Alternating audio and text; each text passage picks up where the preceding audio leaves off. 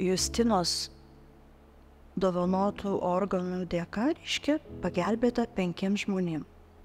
Mūsų Justina buvo tokia linksma, ji turėjo labai daug draugų. Ji ir jautri buvo, ir romantiška. Ji pati buvo tokia neformali, jeigu sakyti, ar ne. Ji mėgo tokį laisvą stilių. Ji jau buvo 2 kurse, buvo pradžia 2 kurso ir ji tikrai labai džiaugėsi, jau supratusi po metų laiko, kad ji tikrai pataikė ten, kur jai patinka. Ji sakė, dabar aš suvokiu, aš čia esu ir aš tikrai, bet viską darysiu nuosekliai ir iki galo, optimaliai. Ir žinote, tas toks startas į 2 kursą ir jisai buvo tik pati pradžia su labai gerais norais. Ir kažkaip tai baigėsi ties 1 mėnesį. Tiesiog vieną rytą ji nepabudo.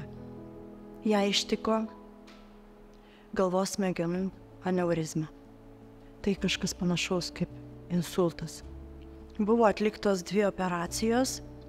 Leidžiant laiką su ja, suvokus jau, kad tai yra tiesiog negrįžtami procesai ir smegenys yra mirštantis, kadangi yra kraujotaka neatsistačiusi.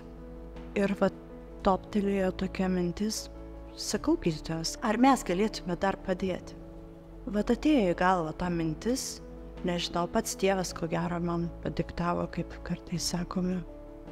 Ir tiesiog aš jiem patikslinau, kad sakau, organai, jiegi jauna. Tai gydytojai ir pasakė, mes, sako, net nedrįsom prašyti.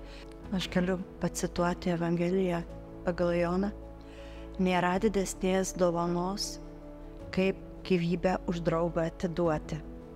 Gavau iš transplantacijos skyriaus tokį laišką, kuriame buvo parašyta, kad viena ragena dienos šviesą išvydo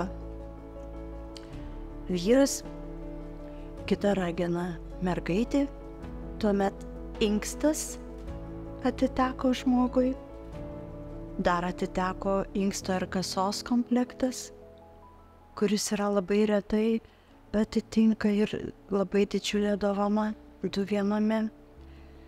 Ir paskutinis sakinys buvo toks, kad Justinos kepenų transplantacija į gyvenimą sugrąžino 2 vaikų tėtį. Skatinčiau visus apie tai pasikalbėti savo aplinkoj, ypatingai savo šeimoje. Mes jau taip pat turime donoro kortelės, iš karto mes jas įsigijome po to, bet Justina mūsų neturėjo nei kortelės, bet aš kažkaip tikėjau, kad ji tokia gera buvo, tai ji tikrai norėtų to ir ji sutiktų su to.